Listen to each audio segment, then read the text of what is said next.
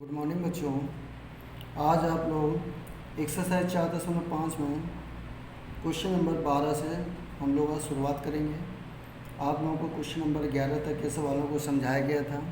चलिए 12वें सवाल में देखते हैं।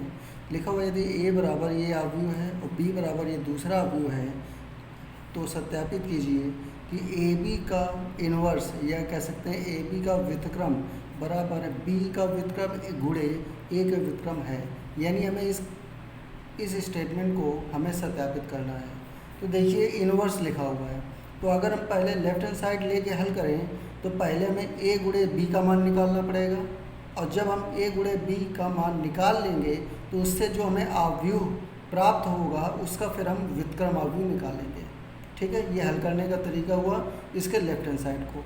अब अगर राइट हैंड साइड को हल करना है तो पहले हम b का इन्वर्स ज्ञात करेंगे और इसके बाद में a का इन्वर्स ज्ञात करेंगे। ठीक है, तो आइए सबसे पहले लेफ्ट हैंड साइड स्टार्ट करते हैं। लेफ्ट हैंड साइड स्टार्ट करने के लिए आपको पहले a और b का गुणा करना पड़ेगा। देखिए पहले a और b का गुणा करना पड़ेगा, तो इनका गुणा करने के लिए पहले a लिखा है तो हम a का आव्यूह जो है उसका मान लिख देंगे, फिर b बाद में लिखा है तो b का आव्यूह बाद में लिख देंगे, फिर इनका गुणा कर देंगे। गुणा करने का प्रोसेस वही है जो हम आपको पहले समझा चुके हैं कि आपको कॉलम से जो अवयव हैं उनको क्षैतिज दिशा में लिख देना है जैसे, और जिसके नीचे जो एलिमेंट पड़े उसे मल्टीप्लाई कर देना है। जैसे 6 गुणे 3 18 और 6 गुणे 2 12, इसके बाद 7 गुणे 7 49 और 7 गुणे 5 35 और उनके बीच प्लस का चिन्ह रहेगा। फिर दूसरे कॉलम को ले लेना है, उसको भी ऐसे ही क्षैतिज दिशा में लिख देना है 8 और 9। देखिए 8 गुणे 3 24, 8 गुणे 2 16, 9 गुणे 7 63, 9 गुणे 5 45 और इनके बीच भी प्लस का चिन्ह रहेगा। इसको अपना जोड़ लेना है, तो यानी ए बी का जो गुणनफल है वो आ जाएगा 67 87 47 61। ठीक है, अब हम क्या करेंगे, हमें इन्वर्स ज्ञात करना है और किसी भी ये हमें आव्यूह ज्ञात हो गया है भाई ए और बी दो आव्यूहों का गुणनफल है, तो ये भी तो एक आव्यूह है। तो जब हमें किसी आव्यूह का इन्वर्स ज्ञात करना होता है तो देखिए क्या करते हैं, सपोज दैट कोई आव्यूह ए है, अगर हमें ए का इन्वर्स निकालना है तो हम क्या लिखेंगे, हम लिखेंगे 1/, ए का जो भी सारणिक मान है गुणे एडजॉइंट है, हम ये लिखेंगे यहाँ पर। ठीक है ना, तो अगर हमें ए बी का इन्वर्स ज्ञात करना है तो हम क्या करना पड़ेगा, हमें वहाँ पर ए बी का सारणिक मान निकालना पड़ेगा। तो देखिए ए बी का सारणिक मान जब हम निकालेंगे तो वही होगा, पहले मुख्य विकर्ण का गुणनफल यानी 67 गुणे 61 माइनस फिर दूसरे विकर्ण का गुणनफल यानी 47 गुणे 87, इनका गुणनफल कर लिया, इसका गुणनफल कर लिया, घटा दिया, घटाने पर इसका मान आ गया -2, यानी ए बी का जो सारणिक मान है उसका मान आ गया -2। तो हमें ये बटे वाला मान प्राप्त हो गया। अब हमें एडजॉइंट और निकालना है, हमें इस आव्यूह का एडजॉइंट और निकालना है। तो देखिए ध्यान से, हम सबसे पहले तो ए बी को हम यहाँ लिख ले रहे हैं अलग से, मतलब दोबारा हम लिख ले रहे हैं। अब इसके हम पहले सैखंडज आव्यूह आपको निकालना हम बता चुके हैं, पिछले वीडियो आप देखिए और उसमें ढंग से समझिए।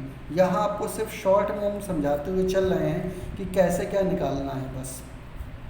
तो सैगुणनखंड निकालेंगे, तो सैगुणनखंड के लिए चूँकि यहाँ 4 अवयव हैं तो 4 इसके मान होंगे, यानी C11 C11 जिसे कहेंगे, C12 C21 C22। ठीक है, इसके लिए फार्मूला हम आपको बता चुके हैं, दोबारा लिख दे रहे हैं। Cij बराबर होता है -1 की power i + j into Mij। यहाँ इसकी सहायता से हम ये चारों मान निकाल लेंगे। ठीक है, ये मान कैसे निकालने हैं आप इसके लिए पुराने वीडियो देख के उसको ढंग से समझें और तब इसके बाद ये आगे के वीडियोस देखें तो आपको अच्छे से समझ में आ जाएंगे। ठीक है, तो जब हम इस सभी सैगुणनखंड निकाल लेंगे तो सैगुणनखंडों से प्राप्त आव्यूह सी को उसी क्रम में लिख देंगे।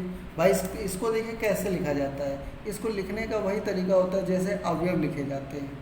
अवयव कैसे लिखे जाते हैं, अवयव लिखने के लिए देखिए क्या है, अवयव होते हैं A11 A12 A21 और A22।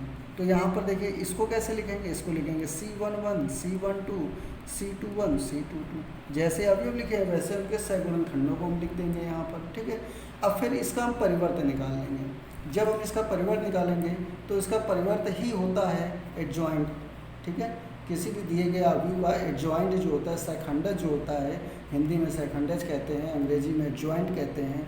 तो जो दिए गए किसी भी दिए गए आव्यूह का जो सैखंडज होता है, यही सैगुणनखंडों से जो प्राप्त आव्यूह है उसका परिवर्तमान होता है। तो हम उसका परिवर्त निकाल लिए। परिवर्त कैसे निकालते हैं ये भी आपको बता रखा है कि एक रो को लीजिए, उसको कॉलम बना के लिख दीजिए, दूसरे रो को लीजिए, दूसरा कॉलम बना दीजिए, तीसरे रो को लीजिए, तीसरा कॉलम बना दीजिए, बस यही उसका परिवर्त है। तो इस प्रकार से हमने एडजॉइंट निकाल लिया। अब हमें इन्वर्स निकालना है, तो इन्वर्स निकालने में क्या करेंगे, एडजॉइंट अपॉन मॉड। तुमने एडजॉइंट अपॉन मॉड कर दिया तो हमें इन्वर्स प्राप्त हो गया। तो ये आपके आ गया लेफ्ट हैंड साइड। क्या आ गया, लेफ्ट हैंड साइड। अब देखिए ध्यान से फिर से, जो हमें सत्यापित करना था उसमें राइट हैंड साइड में क्या था, B inverse into A inverse था, B inverse into A inverse था। तो यहाँ हमने क्या किया, पहले राइट हैंड साइड लिया और हमें बी का भी इन्वर्स निकालना है और ए का भी इन्वर्स निकालना है। तो उसके लिए बस आप इतना समझिए कि ए बराबर ये अवयव हमें पहले से दिया जा रहा था, हमने इसका सारणिक मान निकाल लिया, इसका हमने सहगुणनखंड निकाल लिए, ठीक है। इसके बाद में जब ये सहगुणनखंड निकाल लेंगे तब इसके बाद सहगुणनखंडों से प्राप्त अवयव निकाला, जिसका परिवर्त मान हमने एडजॉइंट ए निकाल लिया, ठीक।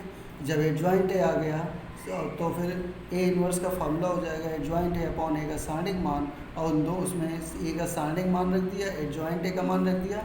तो इस तरीके से हमें ए इन्वर्स का मान पता चल गया, ठीक है।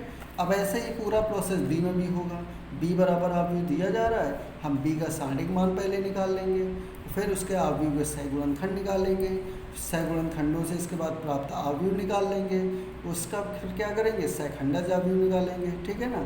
जब सहखंडज अवयव आ जाएगा तो इसके बाद देखिए आगे क्या करना है, सहखंडज अवयव जब आ जाएगा तो फिर बी इन्वर्स का फॉर्मूला क्या हो जाएगा, एडजॉइंट बी अपॉन बी का सारणिक मान।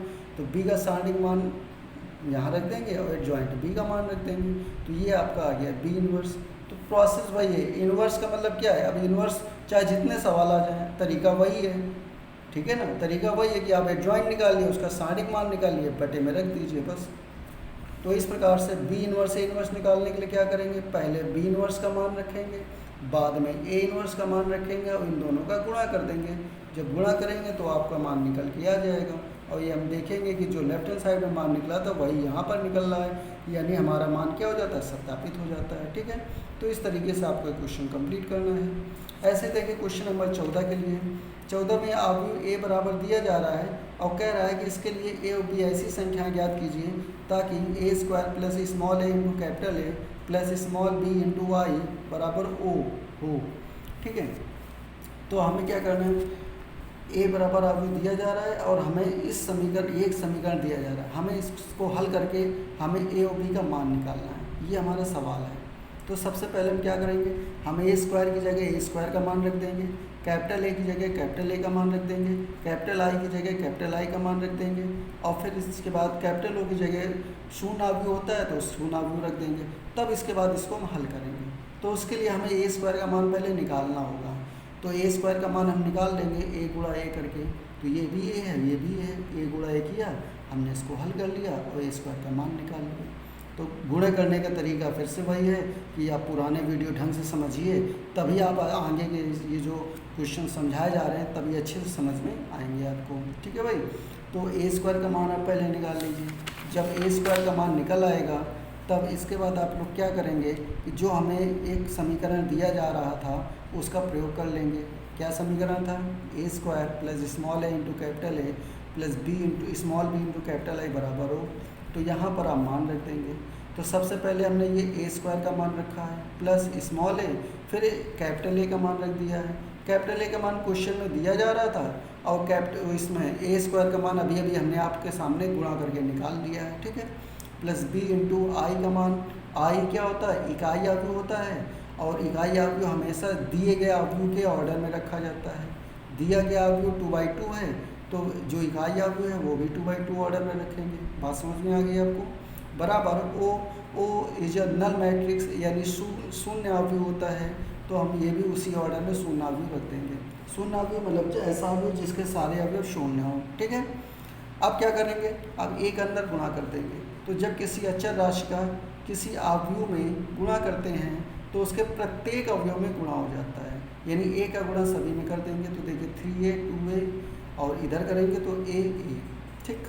यहाँ भी b का सब में गुणा हो जाएगा तो b 0 0 b, बाकी मान ऐसे ही लिखा हुआ है। इसके बाद इसको क्या करना है, हमें प्लस करना है। प्लस करने के लिए आपको हम पहले भी बता चुके हैं, फिर से रिपीट कर रहे हैं कि संगत अवयवों को जोड़ा जाता है, ठीक है ना, यानी करेस्पॉन्डिंग एलिमेंट्स ऐड किए जाते हैं। यानी देखिए 11 + 3a + b, ठीक है। इधर देखिए 8 + 2a + 0, नीचे देखिए 4 + a + 0, फिर देखिए यहाँ 3 + a + b, आगे बात समझ में, बराबर ये 0। अब इसके बाद हम इनमें एक अवयव ये लिखा है और बराबर में दूसरा अवयव भी लिखा है, और ये अवयव इसके बराबर है, इसका मतलब। और जब कोई एक अवयव किसी दूसरे अवयव के बराबर होता है तो वो बराबर तभी हो सकते हैं जब उनके संगत अवयव बराबर हों, ठीक है ना, वो समान आर्डर के हों और उनके संगत अवयव बराबर हों। तो हम क्या करेंगे, इसकी हम तुलना कर लेंगे। तुलना करने के लिए देखिए 11 + 3a + b = 0, 11 + 3a + b = 0, इससे 3a + b = -11 आ गया, हमने इसको समीकरण 1 डाल दिया। फिर देखिए 8 + 2a = 0, 8 + 2a = 0, तो 2a = -8, a = -4, 2 से डिवाइड कर दिया, a = -4, ठीक है। a का मान आ गया। अब a का मान समीकरण 1 में रख दो और रख के हल कर लेंगे तो b का मान कितना आ जाएगा, 1 आ जाएगा। इस तरीके से a का मान -4 आ गया, b का मान 1 आ गया। एक चीज़ और देखिए ध्यान से, हमने इन दोनों समीकरणों को तुलना किया है, ऐसे आप इन दोनों को भी लेके, ठीक है, इन दोनों को भी लेके आप हल कर सकते हैं, मतलब किसी भी दो समीकरण को ले लीजिए, उसको हल कर लीजिए, ठीक है। तो इस तरीके से a का मान आ गया -4 और b का मान आ गया 1। तो ये जो है आपको यहाँ तक के क्वेश्चन हल करके लाने हैं। ये कौन सा क्वेश्चन है, क्वेश्चन नंबर 14 था। यानी आप क्या करेंगे, क्वेश्चन नंबर 14 तक के सवालों, यानी 15वां भी आपसे हो जाएगा, देखिएगा लगा के, तो आप 15 तक के सवालों को हल करके लाएंगे, ठीक है। बाकी के जो है क्वेश्चंस आपको अगले वीडियो में समझाए जाएंगे। धन्यवाद।